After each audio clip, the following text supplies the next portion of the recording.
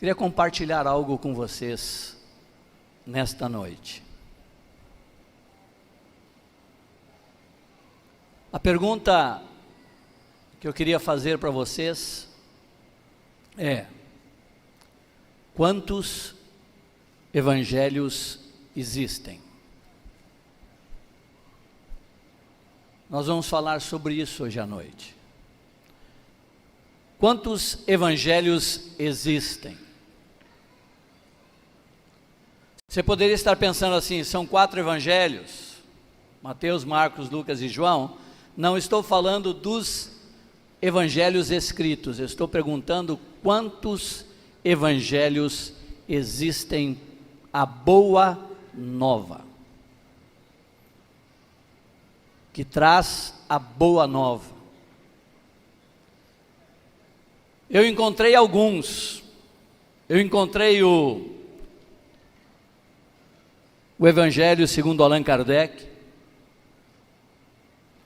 Encontrei o Evangelho dos Santos dos Últimos Dias, dos Mormons. Encontrei o 5º Evangelho segundo os Santos Evangélicos. Encontrei o Evangelho das Ofertas. Encontrei o Evangelho da Prosperidade, encontrei o Evangelho da Fé, encontrei o Evangelho das 3 portas. Assim, rapidamente, eu encontrei uns 7 tipos de evangelhos que rodam o mundo. Então, a pergunta que eu estou fazendo é: quantos evangelhos existem?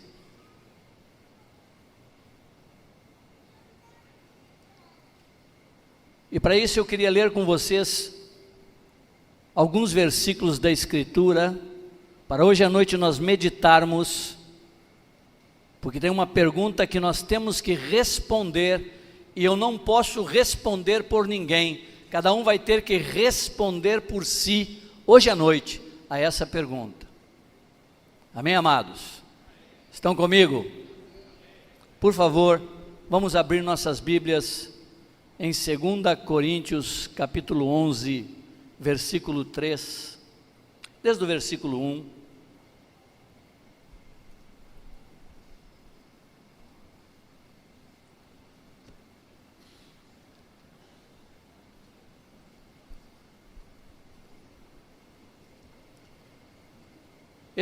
Essa carta, a carta de 2 Coríntios, a igreja em Corinto, foi escrita mais ou menos no ano 55 a 57 depois de Cristo.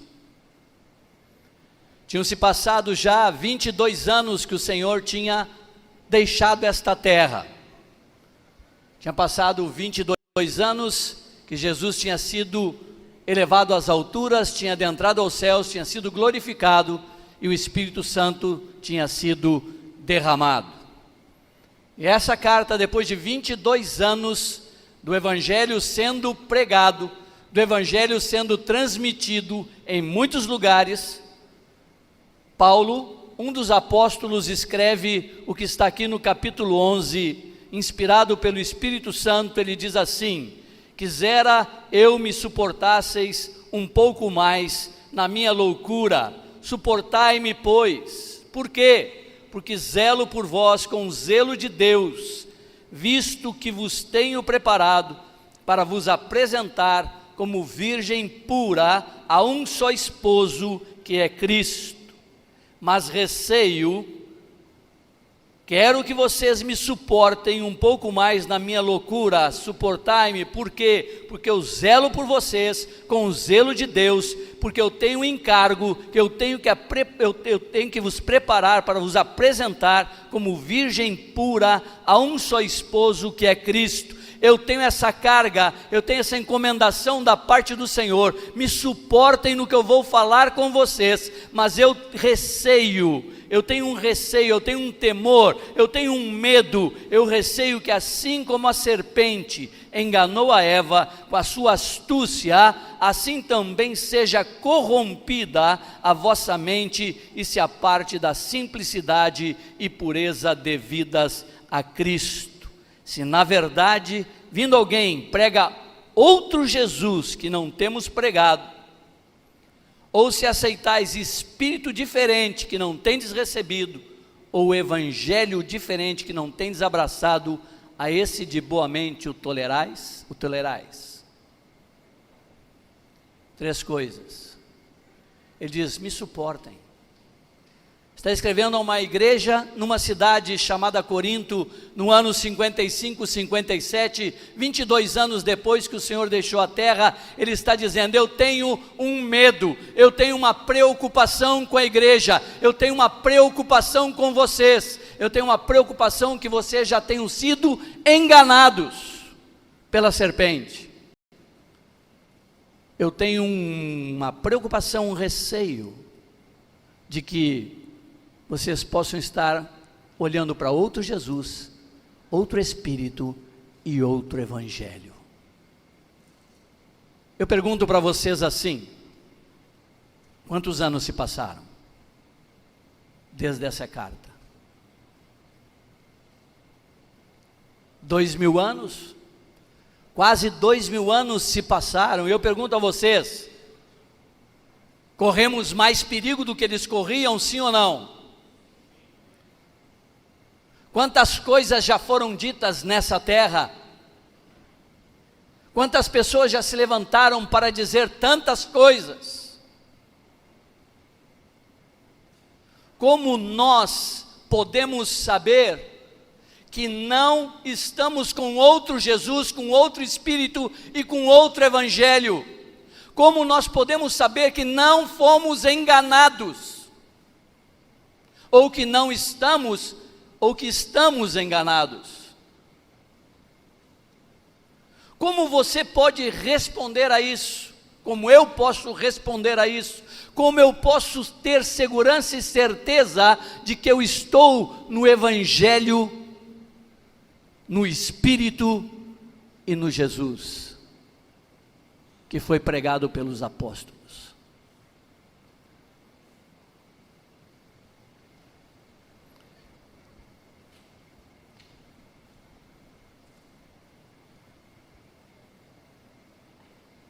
Em Romanos capítulo 1, versículo 16, por favor, amados. Podemos abrir nossas Bíblias lá.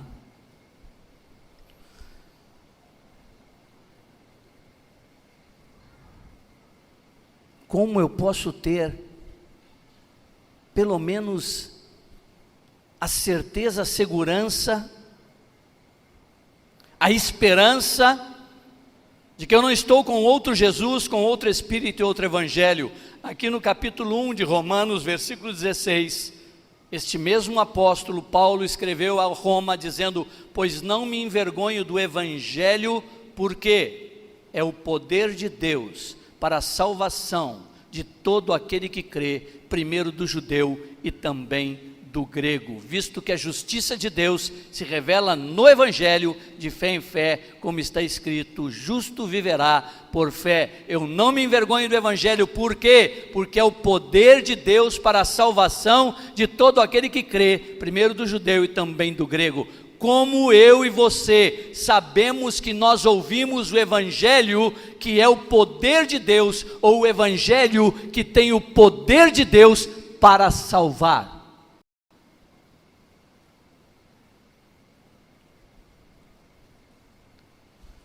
Como você pode ter segurança?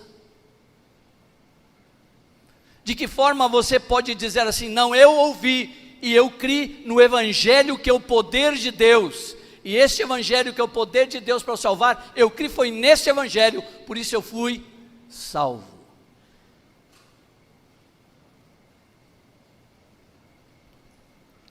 Com tantas palavras, com tantos evangelhos, como citei 7.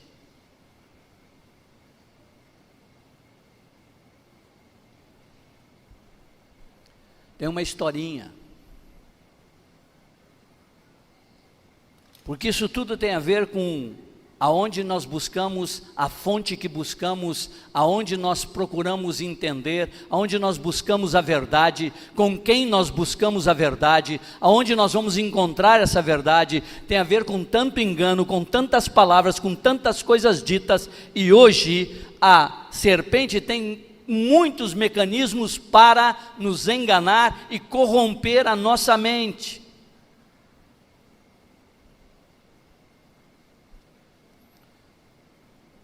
Ontem eu afirmei aqui, estávamos com os discipuladores, eu disse, eu tenho dito já faz um tempo, existe um Deus nesse século, e ele tem um nome, o Deus desse século.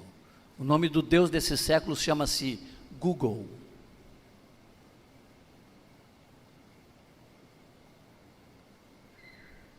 A serpente corrompeu a mente de Eva com o quê? Com conhecimento.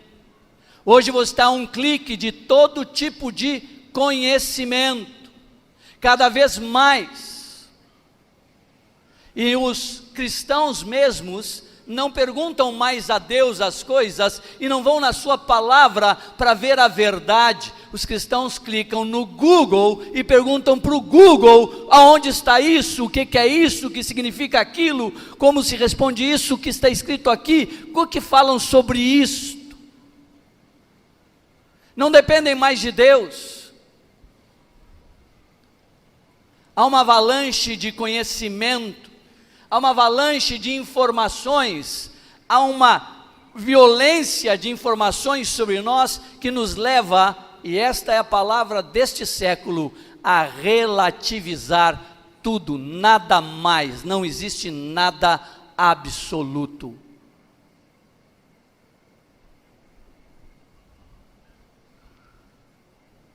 Como eu sei?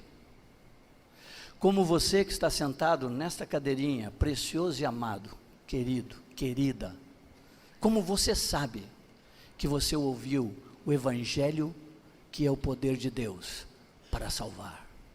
Como você sabe que você creu no Evangelho, que é o poder de Deus para salvar todo aquele que nele crê? Como você sabe se você não está enganado?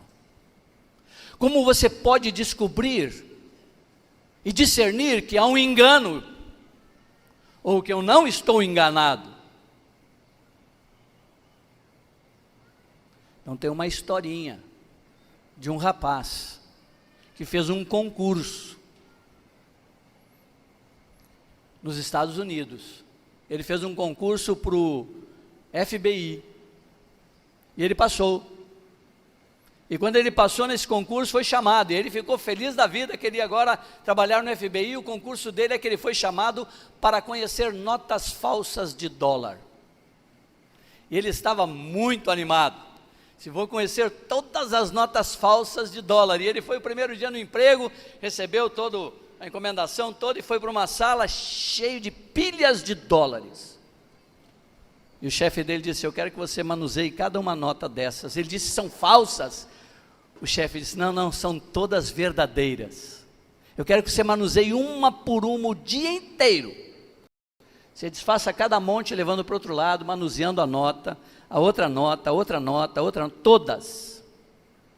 Passou o primeiro dia fazendo isso. Chegou o segundo dia, hoje vou conhecer notas falsas. Não, passou tudo de novo com as verdadeiras. Passou uma semana só manuseando as notas verdadeiras. Uma semana ele suportou. Ele disse, mas eu vim aqui para conhecer notas falsas. Aí ele chegou para o chefe na outra semana, disse, essa semana ele vai me levar para conhecer as falsas. Entrou na mesma sala, as mesmas notas, disse, não. Eu não vim aqui para conhecer as notas falsas? Ele disse, sim. E eu até agora não vi nenhuma falsa, e você nem vai ver. Disse, mas como? Não, você vai manusear todo o tempo as notas verdadeiras, para que quando você toque numa nota falsa, imediatamente você perceba que ela é falsa. Aquele que ouviu o Evangelho, que é o poder de Deus para salvar e creu neste Evangelho, não pode ser enganado por outro Evangelho. Não pode. Mas tem que ter certeza que ouviu o Evangelho, que é o poder de Deus para salvar. E como eu e você podemos ter uma certa garantia?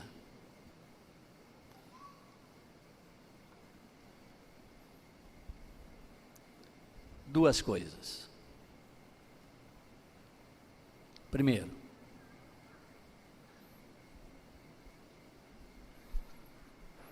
aquele que ouviu o Evangelho,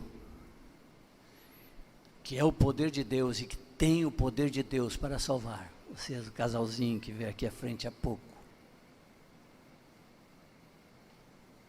A primeira coisa que traz uma garantia, uma esperança de que eu ouvi este Evangelho, é que a minha vida imediatamente é transformada.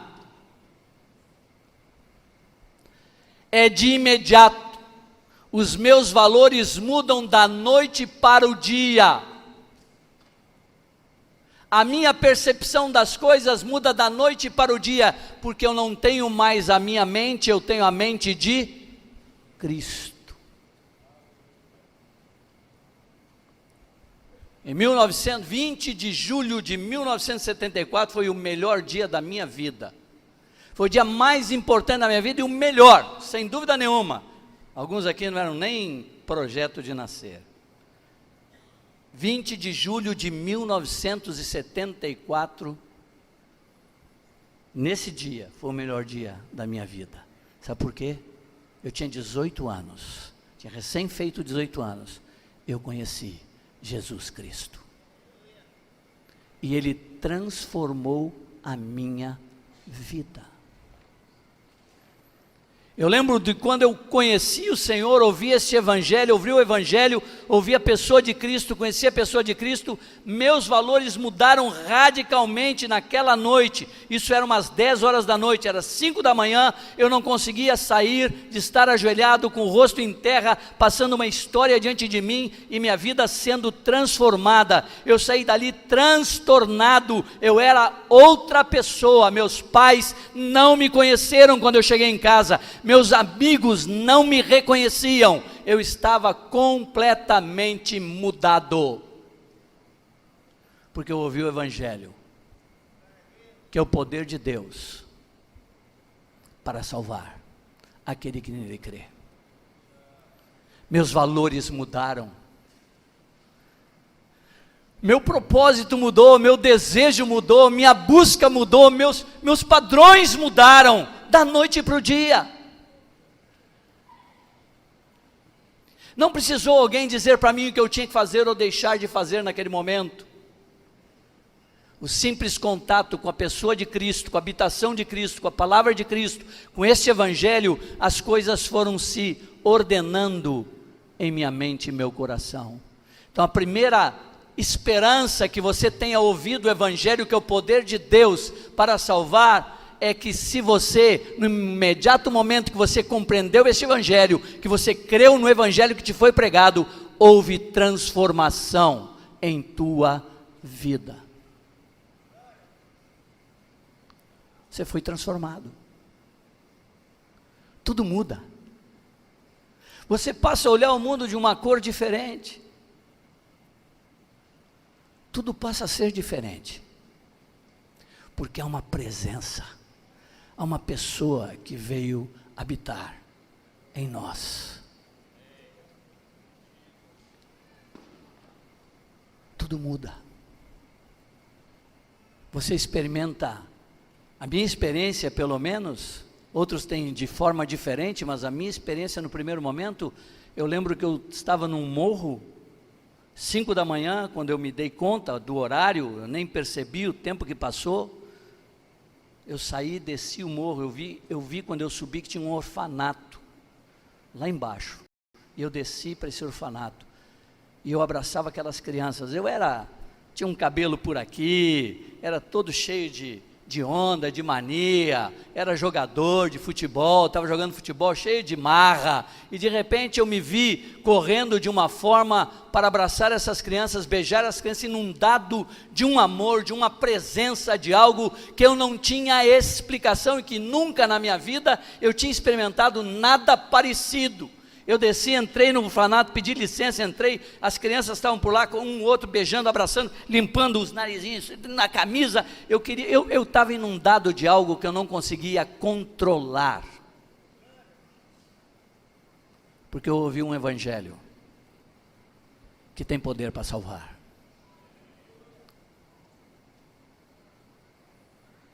Uma das esperanças que eu posso ter, de que eu ouvir isso, e de que você ouviu esse evangelho, é que você foi transformado assim, você foi transformado. Você não entende muita coisa. Eu lembro que falaram para mim, quando compreendi, quando eu entendi, quando eu tive essa experiência com Deus, esta Bíblia, este livro começou a fazer sentido, as coisas que eu lia passaram a ter significado, compreensão, elas parece que saltaram, escamas saíram dos meus olhos, teve um valor tremendo este livro, tudo que estava nele se tornou importante para mim.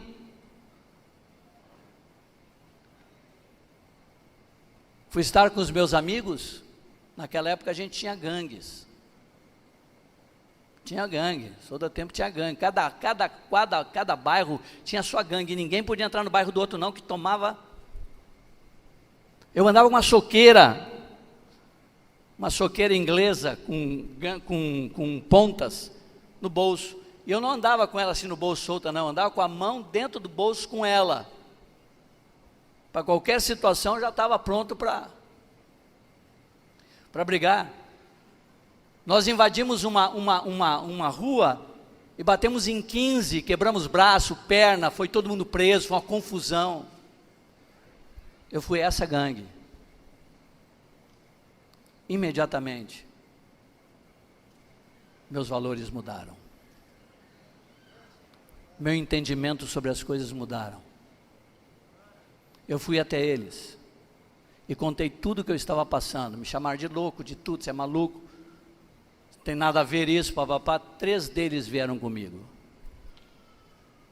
3 deles ouviram o evangelho, se entregaram ao Senhor e continuamos juntos no Senhor.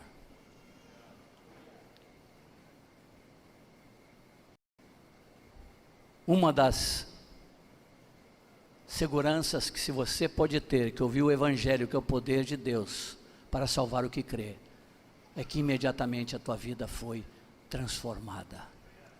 Você passa por um processo de transformação imediato, pronto. As reações mudam, as ações mudam, os desejos com respeito às coisas mudam. Mas essa não é a garantia mais forte, essa é a mais fraquinha. Nós podemos ter a garantia, a segunda que eu quero falar.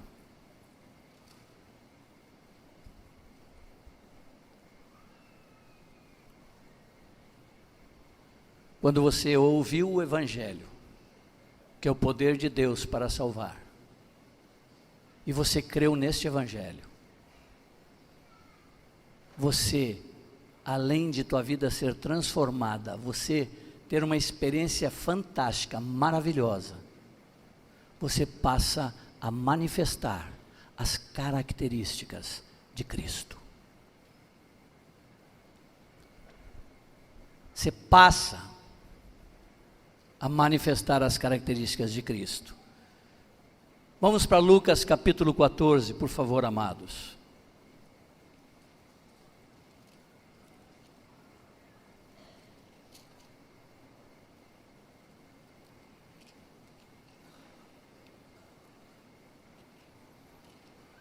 Lucas capítulo 14, versículo 25.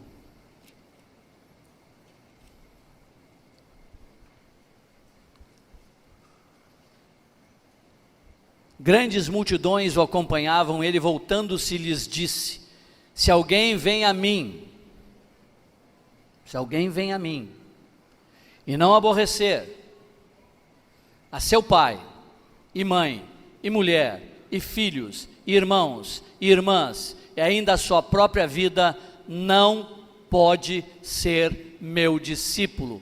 Não vamos nos prender no que está em cima, vamos nos prender na última parte deste versículo: não pode ser meu discípulo. Quem afirmou isso? Jesus. Jesus está dizendo que aquele que quer seguir a Ele e não amar menos todas estas pessoas, que são aquelas mais próximas, não pode ser discípulo dele. E quando você ouve o Evangelho, que é o poder de Deus para a salvação, você crê neste Evangelho, que é o poder de Deus, imediatamente,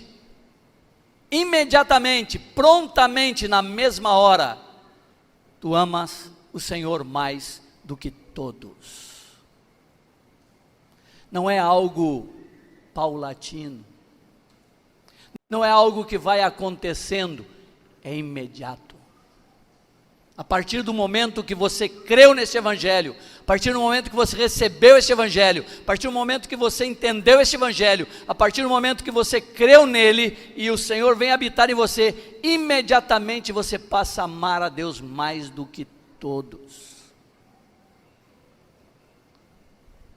Senão, não pode ser discípulo dele.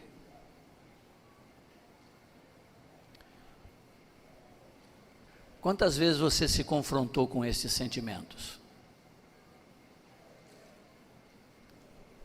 Quantas vezes você se confrontou com esse sentimento? Você já teve que tomar uma decisão nesse nível?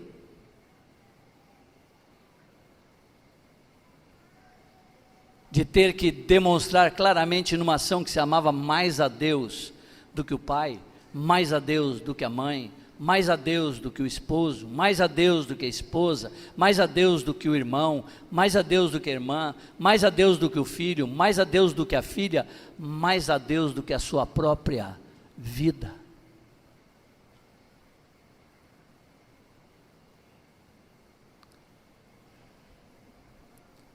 Se você não foi confrontado, como você sabe que você o ama mais que todos?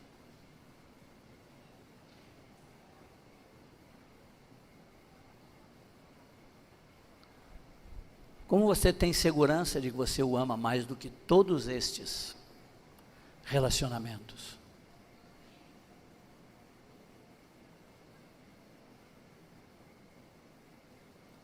Qual é a garantia? Por isso que o Senhor, na sequência deste capítulo, quando ele vai seguir, ele fala assim: ninguém pode construir nada sem antes calcular o preço. É algo sério, meus amados. Vocês dois que eu conheci hoje aqui, tem que calcular bem este preço. Mas se você ouviu o Evangelho, que é o poder de Deus para salvar aquele que crê, esse cálculo é fácil para você. Se você entendeu esse Evangelho, e se você entendeu que no Evangelho é uma boa nova de um governo sobre tua vida, e de um rei que vai governar sobre você, então é fácil tomar essa decisão. Aonde você tomou ela, meu irmão? Tua esposinha está ao teu lado? Aonde você tomou essa decisão? Quando você foi enxertado em Cristo, essa decisão tinha que estar lá. Se ela começar a se opor à tua fé, se ela começar a reter você, se ela começar a criar casos, a botar condições, é hora de você mostrar quem você ama mais.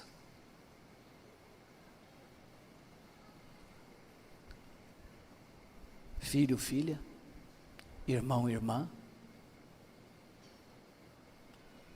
Eu sou o 10º filho.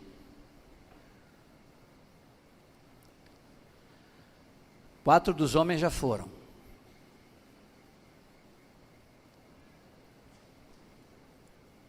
Três no Senhor. Minhas irmãs estão todas vivas. As 5 mulheres. Minha irmã mais velha tem 84 anos. Elas me chamam de Bequinho. Há 2 anos atrás, meu irmão faleceu. Eu estava lá com elas. E elas fizeram uma proposta para mim. Elas estão no Senhor. Elas viraram e disseram: Bequinho, você é o único homem agora. Você tem que cuidar de nós. Eu disse: estou fora, vocês já mataram 4. Não estou com pressa. Mas não empurra. Estou na fila, mas não precisa empurrar. Só para descontrair um pouco. Essa minha família, o único convertido era eu. Meus pais me impuseram situações difíceis, porque eu entendi que tinha honrar pai e mãe na Escritura. Depois falo sobre isso.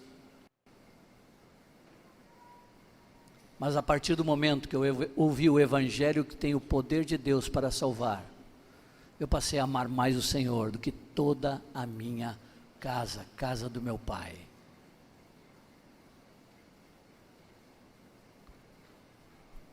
Não tinha negócio. Qualquer situação que fosse me levar a amar menos meu Senhor, ter que amar mais eles e menos o Senhor, não tinha negociação. Porque eu ouvi o Evangelho, que é o poder de Deus para salvar. Vamos adiante, 33. Essa característica de amar a Deus acima de tudo, não é algo que você consegue pelo esforço, não é algo que vem por você compreender profundamente algum texto da Bíblia, não. Esta característica se manifesta em você, porque alguém veio habitar em ti, o Espírito Santo veio fazer morada, Jesus veio morar dentro de ti, e Ele manifesta as características naturais que são deles, através da tua vida, porque você ouviu o Evangelho, que é o poder de Deus para salvar. Assim, pois, todo aquele que dentre vós, versículo 33, não renuncia a tudo quanto tem, não pode ser meu discípulo. Alguns de vocês tomaram essa decisão lá atrás, entenderam que tinham que amar a Deus mais do que a tudo, entenderam lá atrás que tinham que renunciar a tudo quanto tem. A minha pergunta a vocês, igreja que está aqui, porque não estou pregando o Evangelho para vocês, eu pergunto para vocês, e responda aí no seu coração: você se mantém nisso? Você se mantém nessa decisão de amar a Deus acima de tudo? Você se mantém nessa decisão de não estar apegado a coisa alguma?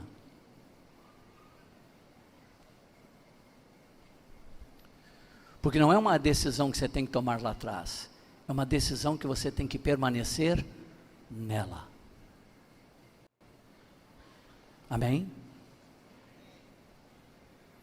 Porque é uma declaração muito violenta. Uma declaração violenta daquele que tem autoridade. Ele diz: não pode ser.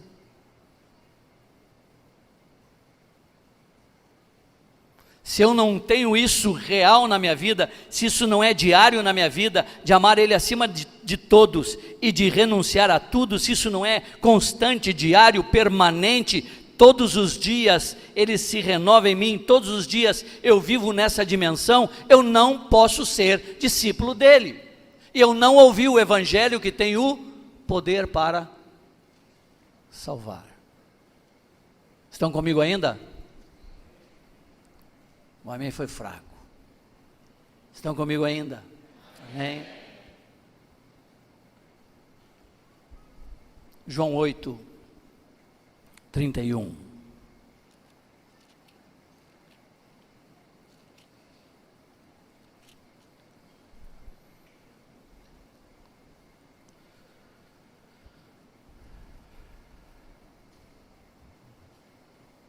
Em 1979, Deus pediu meu emprego. Em 1980, Deus me mandou para a Bahia. Deixei um emprego de concursado. Eu sustentava meu pai com 75 anos, minha mãe com 70 anos. Tive que deixar eles. Eu fui para a Bahia, enviado pela igreja de Porto Alegre. Me enviaram com 24 anos para a Bahia e me prometeram assim: toda segunda-feira nós vamos levantar uma oferta, o que entrar nós vamos mandar para vocês. Sempre chegou meio salário mínimo, um salário mínimo, e eu nunca falei absolutamente nada, e ainda desse recurso eu mandei para os meus pais o que eu podia mandar. E eu tive que deixar meus pais numa situação difícil, porque Deus me mandou para a Bahia. Eu tinha que amar mais o Senhor do que eles. Duro, difícil, mas eu tinha ouvido um evangelho, que é o poder de Deus para salvar. E essas características são naturais naquele que nasceu de novo. Naquele que nasceu de novo, elas são naturais, não é por esforço, é por uma presença, é por uma vida que veio habitar em nós. Amém? João 8:31. Observe a primeira expressão: não pode, não pode. Agora, desculpe, João 15:8, não 8:31, João 15:8.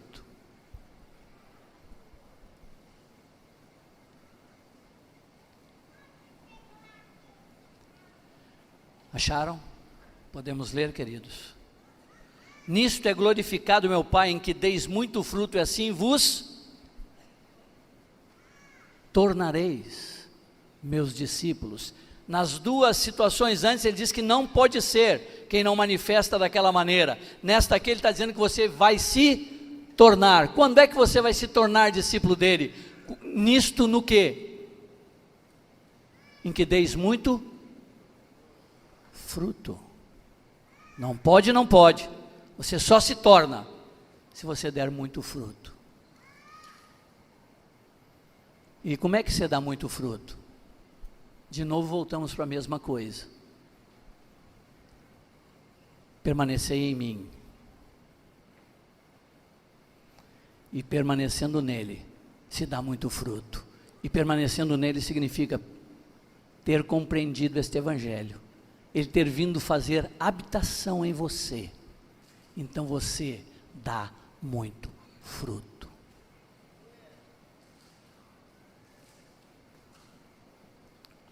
E você se torna o quê?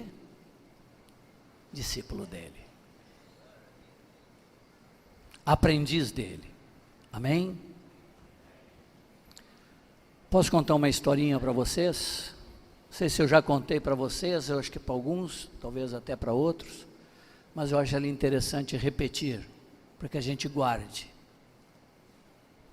Paulo, você viajou para o Acre, não foi? Não, Acre não, foi Acre? Foi Acre, né? Lá tem algumas coisas diferentes daqui, né? Você já foi à Bahia também, né? A gente já esteve junto na Bahia. Lá tem outras coisas diferentes daqui, né? Então, a primeira vez que eu vim aqui, me deram cupuaçu. Eu nunca tinha tomado nada de cupuaçu. Me deram suco de cupuaçu, sorvete de cupuaçu, torta de cupuaçu, mousse de cupuaçu. Eu comi o tempo todo cupuaçu a primeira vez que eu vim assim. Parecia que só existia cupuaçu aqui. Aí eu fui para o cupuaçu, levei uma caixa de um isopor de cupuaçu para a Bahia, para mostrar lá que tinha cupuaçu. Minha esposa, minhas filhas conheceram o tal do cupuaçu. Na Bahia tem algumas frutas, algumas coisas que não tem aqui. Quando você come algo que você gosta demais, saboreia algo como um cupuaçu, aí você diz assim: eu gostei demais dessa fruta, mas eu não tenho essa fruta lá, e eu não vou poder ficar pedindo que mande essa fruta daqui toda hora para mim. Então, você tem a semente dessa fruta para que eu possa plantar ela e ter lá um pé de cupuaçu, nem sei como é que o cupuaçu dá, se dá em pé ou não dá em pé, vê que eu estou falando aqui, mas deve ser, né? É uma fruta, né? Então dá numa árvore e tal, porque eu possa plantar para dar lá e eu possa ter o cupuaçu lá. Quando eu acho o fruto bom, quando eu gosto e provo daquele fruto, e eu gostei demais, eu quero pelo menos ter a semente. Então, aonde nós andarmos, sendo discípulos de Jesus, manifestando a vida de Jesus, as pessoas vão provar esse fruto e vão dizer para você: eu quero a semente desse fruto. E quem é a semente desse fruto? A palavra do reino. O evangelho que tem poder para salvar, para transformar. Nisto é glorificado meu Pai, em que deis muito fruto, e assim vos tornareis meus discípulos. Eu não estou dizendo que para ser salvo, você tem que dar fruto, porque está gravando, e alguns podem dizer que estou pregando um evangelho por obras. Não estou falando de um evangelho por obras, eu estou falando de um evangelho que te transforma e produz obras. Não é para ser salvo você tem que dar fruto, mas o salvo dá fruto. É isso que eu estou dizendo. Nisto é glorificado meu Pai, em que deis muito fruto e vos tornareis meus discípulos. Vamos adiante? Vamos para João 8:31 então. Por favor.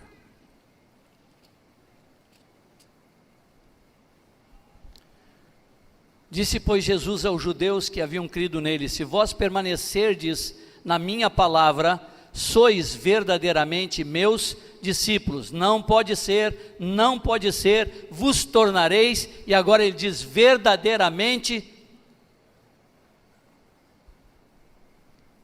sois meus discípulos. Se ele fala verdadeiramente é porque tem os falsamente. E como é que você sabe que é verdadeiramente discípulo dele? Se você ouviu o evangelho, que é o poder de Deus para salvar, se você creu nesse evangelho, verdadeiramente você vai ser discípulo dele. Por quê? Porque a palavra dele vai permanecer em você. Como é que a palavra permanece em você?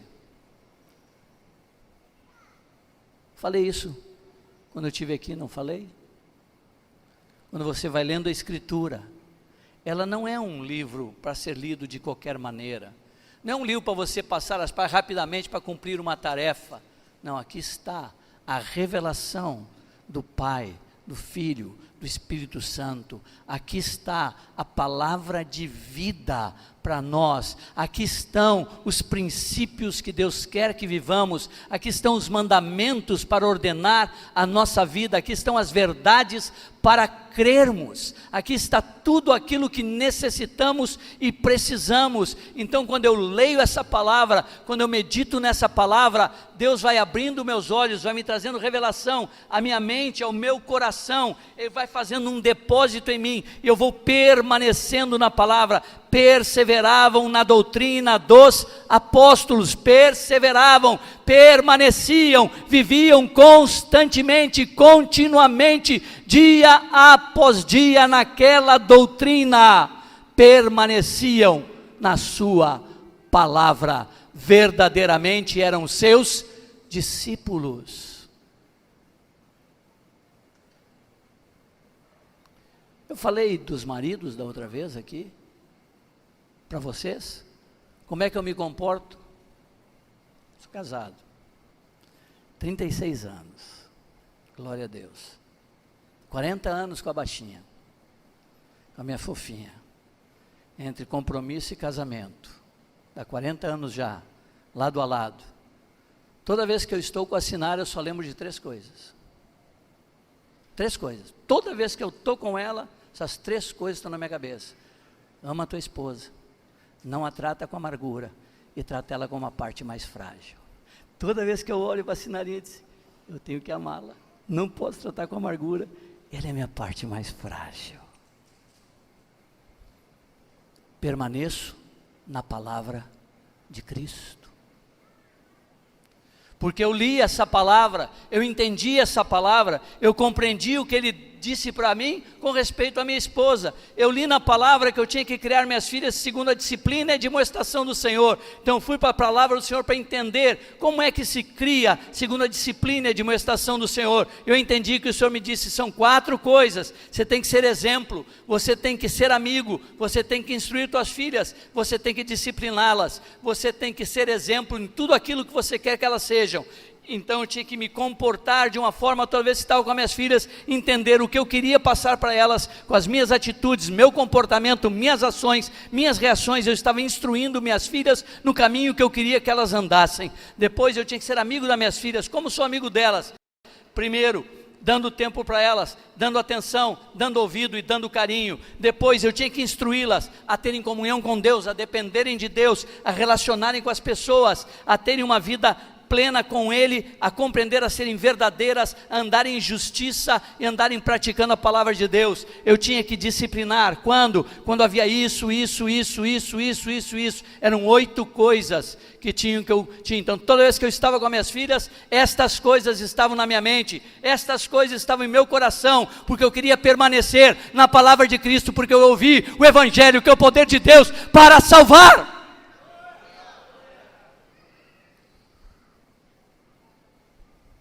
Havia um Senhor morando dentro de mim, e a forma dele governar é através da sua palavra sendo aplicada em minha vida. Amém? Estão comigo ainda? Vamos para o último. Alguns vão dizer, graças a Deus, está terminando. João 13.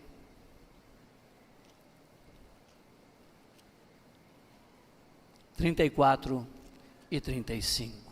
Observem, as 2 primeiras, não pode ser meu discípulo. A terceira, vos tornareis meu discípulo. A quarta, verdadeiramente sois meus discípulos. Agora vem a quinta. Olha o que ele diz aqui. Novo mandamento vos dou, que vos ameis uns aos outros.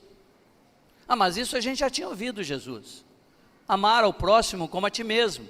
Não, eu estou dando um novo mandamento. Não é mais amar ao próximo como a si mesmo, como a ti mesmo. Novo mandamento vos dou, que vos ameis aos outros, assim como eu vos amei, que também vos ameis uns aos outros. É novo, mudou. Não é mais amar o próximo como a si mesmo, como a ti mesmo, mas é amar como ele amou. Ficou mais sério. E ele completa assim: nisto conhecerão todos que sois meus discípulos, se tiverdes amor uns aos outros. Não pode ser, não pode ser, vos tornareis, sois verdadeiramente, e vão reconhecer, conhecerão que vocês são meus. Tem uma maneira do mundo saber que vocês são meus. Nisto eles vão conhecer. No que eles vão conhecer que você é dele, meu irmão? Se tiverdes amor uns pelos outros, e se amar assim como ele te amou. Ágape, amor sacrificial. Tem um versículo da nossa catequese, hoje você falou um deles aqui, você proclamou um, tem um versículo que diz assim: Jesus andou por toda parte. Jesus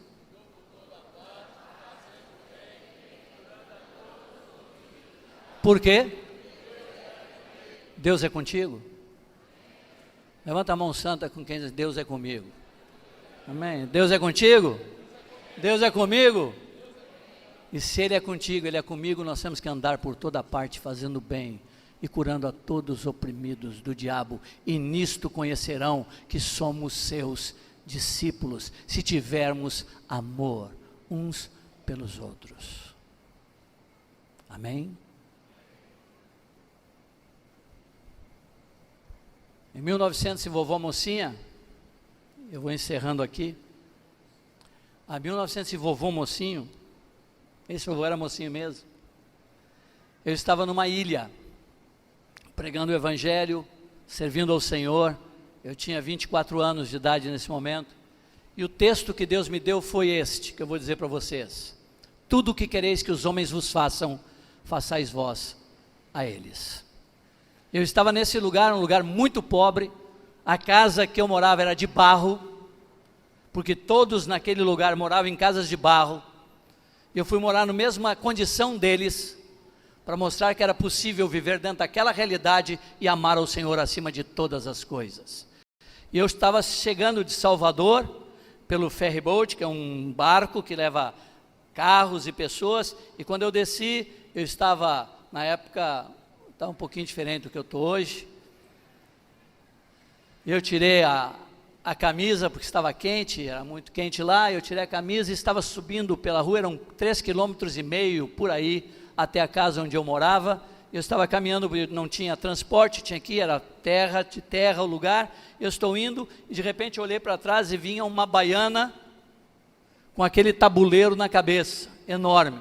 Imediatamente que eu olhei para ela, vi ela com aquele tabuleiro, Deus disse no meu coração: tudo quereis que os homens vos façam, façais vós a ele, ajuda ela. E eu parei na sombra, ela estava uns 200, 300 metros assim, eu parei na sombra esperando ela chegar até onde eu estava. O Espírito Santo me disse: está fazendo o que, meu filho? Estou esperando ela chegar aqui. Vá lá, meu filho. Vai deixar ela carregar mais 300 metros isso? Aí eu, acelerado, cheguei lá, olhei para ela, ela era mais alta que eu, assim mais ou menos, aquele tabuleiro na cabeça. Eu parei e disse assim: bom dia. Eu disse: bom dia. Eu disse: Deus mandou carregar o seu tabuleiro. Ela disse: como é que é? Eu disse: Deus mandou carregar o seu tabuleiro. Ela começou a rir e disse: com esse pescocinho fino, você não vai conseguir nunca carregar isso aqui. Tem mais de 30 quilos aqui em cima. Eu falei, disse assim: Deus mandou eu carregar e eu vou carregar. Aí ela disse assim: não, você não vai carregar o tabuleiro. Já está acomodado, eu vou levar o tabuleiro. Não, eu vou carregar. Deus mandou eu carregar o tabuleiro, eu vou carregar o tabuleiro. Ela olhou para mim e disse assim: teu Deus não te ensinou a obedecer os mais velhos? Me ensinou a obedecer os mais velhos, mas eu vou carregar o tabuleiro.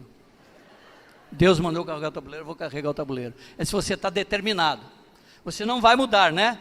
Nem vai me deixar eu continuar. Eu disse: não, eu vou carregar o tabuleiro. Aí ela disse: vamos fazer assim, já que você está tão determinado, eu vou descer o tabuleiro, eu vou te dar 2 panelas, que são as mais pesadas. Você carrega as panelas e eu continuo o resto, a gente vai junto, todo o caminho. Tá bom assim? Eu disse: tá bom. Aí peguei uma mão, a outra na outra mão, e desde esse dia minhas mãos cresceram mais, ficaram mais espichadas minhas mãos. Depois de 3,5 km carregando aquelas panelas, eu cheguei, e ela firme. E o apelido dela era Pequena. Tinha 1,82 m, 1,84 m, por aí ela. Chamava ela de Pequena. Cheguei na casa dela, entreguei a panela, deixei lá, eu ia para minha casa, ela disse assim: você está por aqui, né? E você é diferente. Você quer vir amanhã aqui almoçar? Vem almoçar aqui amanhã na minha casa. Eu disse: eu vou. No outro dia eu cheguei, ela tinha posto uma mesa de tudo que os baianos comem, fazem comidas, porque ela fazia isso, né? No tabuleiro, levava, ela fez todas as comidas baianas, tinha todo tipo de comida. Eu cheguei na casa, estava a família dela toda reunida. Ela disse: esse foi o rapaz que me ajudou ontem a trazer, e eu quero oferecer esse almoço para ele ali. Eu preguei o evangelho, ele se converteu a irmã dela, foi se convertendo gente. Deus foi fazendo, andando por toda parte, fazendo o bem. Amém? Por quê? Jesus é bom. Amém. É para Ele mesmo. Aleluia. Jesus é bom, andando por toda parte fazendo bem. Nisto conhecerão que sois meus discípulos. Não pode,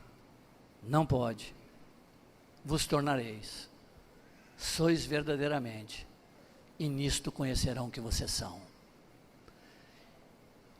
Estas características, se você manifesta na tua vida, você ouviu o Evangelho, que é o poder de Deus para salvar aquele que crê. Amém? Estão comigo ainda? Fecha teu olhinho, por favor. e deixa o Espírito Santo falar contigo. Deixa o Senhor te confrontar com a palavra dele, não com o Mário, mas com a palavra dele. Seja honesto com você e com ele. Estas características se manifestam em minha vida. Eu amo o meu Senhor mais do que tudo. Eu não estou apegado a coisa alguma, bem algum. O fruto é abundante em minha vida. Eu permaneço na palavra dele.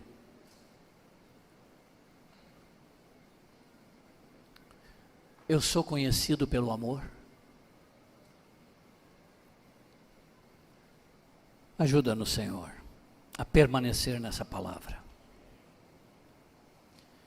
Ajuda-nos, Senhor, que com o tempo não venhamos a nos enganar. Ajuda-nos a manter-nos, como o apóstolo disse, esmurrando o nosso corpo para não virmos a ser desqualificados. Não vivamos de passado, Senhor, não vivamos de lembranças.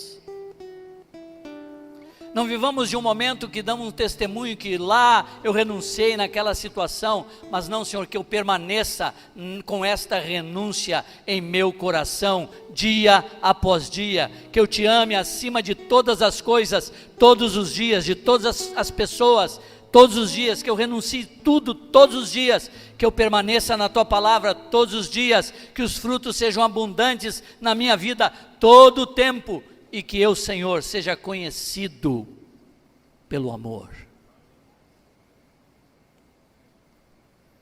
Ajuda-nos, ajuda-me, em nome de Jesus. Eu termino com uma leitura, perguntando para vocês se nessa leitura vocês encontram estas 5 características de Cristo. Atos 2, 42 a 47, observem. E perseveravam na doutrina dos apóstolos e na comunhão, no partir do pão e nas orações. Em cada alma havia temor e muitos prodígios e sinais eram feitos por intermédio dos apóstolos. Todos que creram estavam juntos e tinham tudo em comum. Vendiam as suas propriedades e bens, distribuindo o produto entre todos, à medida que alguém tinha necessidade. Diariamente perseveravam unânimes no templo, partiam pão de casa em casa e tomavam as suas refeições com alegria e singeleza de coração, louvando a Deus e contando com a simpatia de todo o povo. Enquanto isso, acrescentava-lhes o Senhor, dia a dia, os que iam sendo salvos. Amavam esse povo. Esse relato aqui mostra que esse povo que está sendo relatado aqui, dando testemunho sobre eles, amavam o Senhor mais do que todos, sim ou não? Está claro nesse texto que eles amavam o Senhor mais do que tudo? Está claro nesse texto que eles renunciaram a tudo, sim ou não? Vendiam suas propriedades, distribuíam, repartiam entre todos o que era comum para todos. Eles davam fruto, sim ou não? O Senhor acrescentava cada dia os que iam sendo salvos. Eles perseveravam na palavra, diz lá, perseveravam na doutrina dos apóstolos, perseveravam, eles amavam, sim, contavam com a simpatia do povo. O povo, quando os via, quando apalpava aquela expressão de vida de Cristo, o povo queria estar com eles. Que o Senhor nos ajude, amados, a sermos confrontados com a sua palavra e permanecermos nela. Amém? O Senhor abençoe ricamente cada um de vocês.